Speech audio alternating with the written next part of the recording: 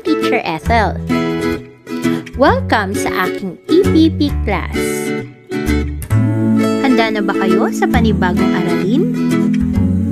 Bago yan, huwag kalimutang mag-subscribe sa aking YouTube channel. I-hit ang notification button para lagi kayong updated.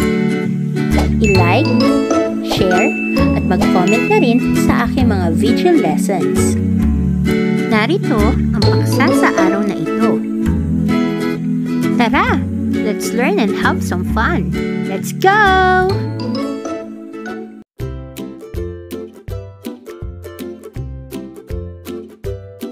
Magandang araw sa inyo.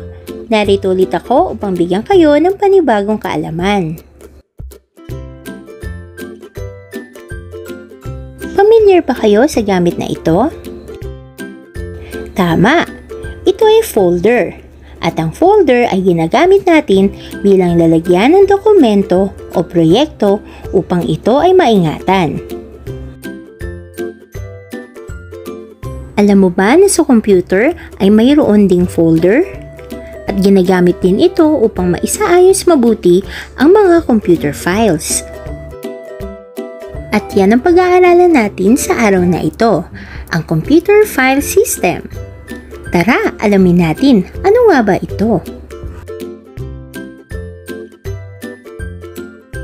Ang computer file system ay ang pagsasaayos ng files at data sa computer sa paraan na madali itong mahanap at ma-access.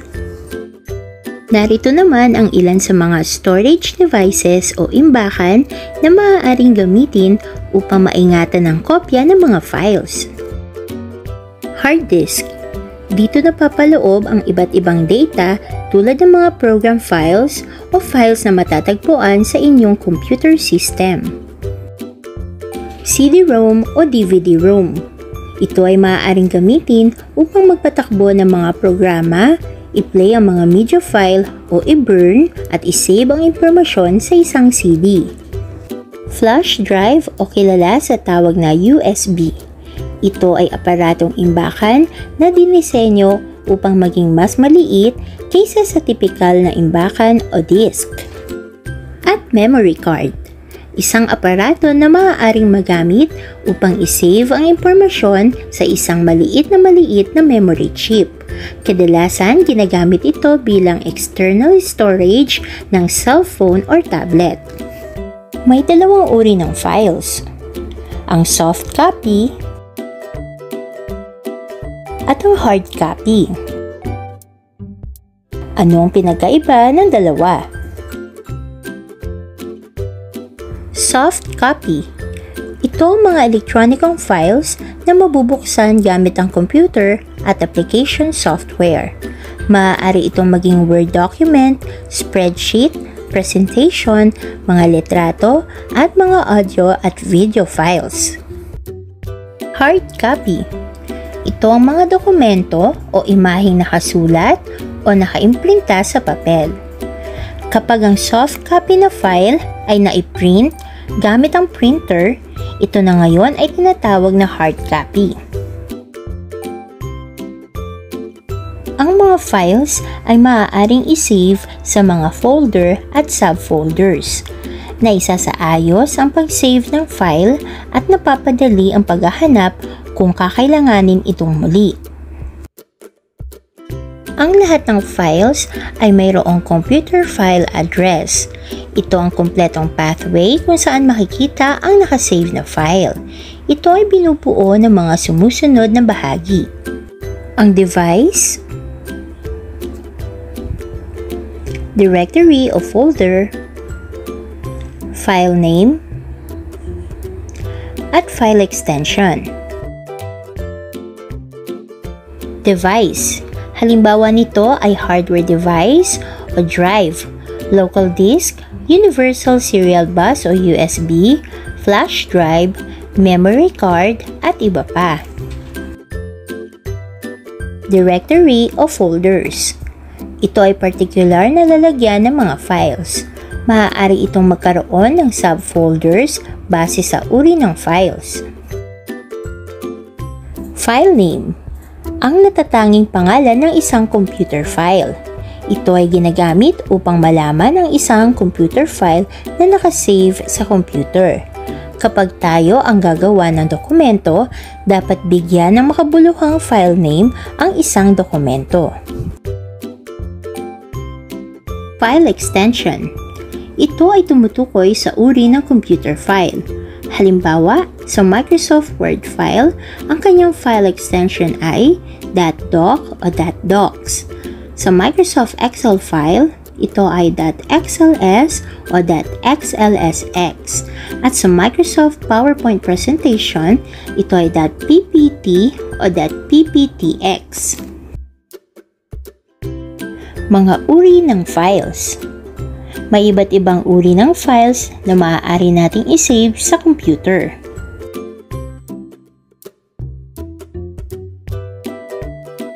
Document files.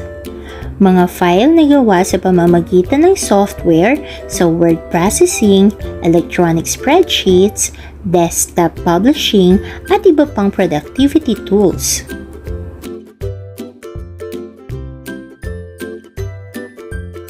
Image files. Ang mga file ng imahe ay binubuo ng mga digital na data, halimbawa nito ay vector, upang magamit sa isang computer display o printer.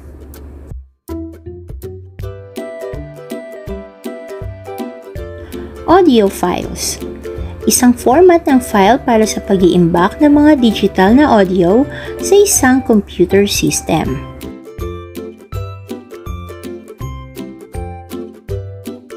Video files. Isang uri ng format ng file para sa pag-iimbak ng digital na video sa isang computer system. At program files. Ginagamit pang-install ng mga application at system files. Subukin natin ang inyong kakayahan sa pag-aayos ng files. Handa na ba kayo? Panuto. Ilagay sa tamang folder ang mga sumusunod na file. Meron kang dalawang folder na pwedeng paglagyan. Una, ang folder para sa pamilya at pangalawa, ang folder para sa files sa paaralan. Meron kang 20 segundo para ayusin ang mga files na ito.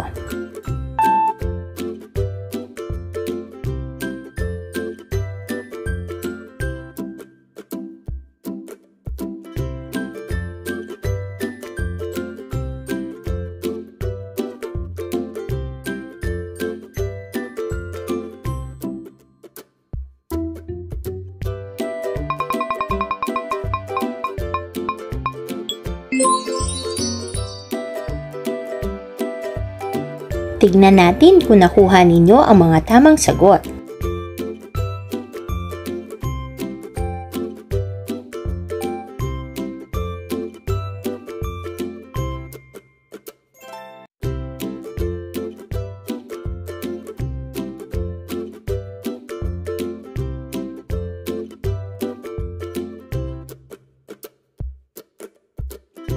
Nakuha mo ba ang lahat ng tamang sagot? Kung oo, then you are awesome! Napakahusay mo talaga! Tandaan, ang file sa computer ay dapat maisaayos at maisave upang madali itong ma-access. Kailangan din bigyan ng isang angkop at natatanging file name ang bawat isa at maisave ito sa tamang folder at subfolder. Maaari din tayong mag-delete ng mga folder o file na hindi na kailangan upang makatipid ng espasyo sa ating storage device. Ang computer file system ay isang sistema na dapat matutuhan upang maisaayos ang mga nagawang dokumento at impormasyong nakolekta. Sa susunod na video ay ipapakita ko sa inyo ang mga hakbang sa paggawa ng folder at subfolder gamit ang cellphone o desktop computer. Sana'y marami kayong natutunan sa ating aralin sa araw na ito. Hanggang sa muli, see you in class! Bye!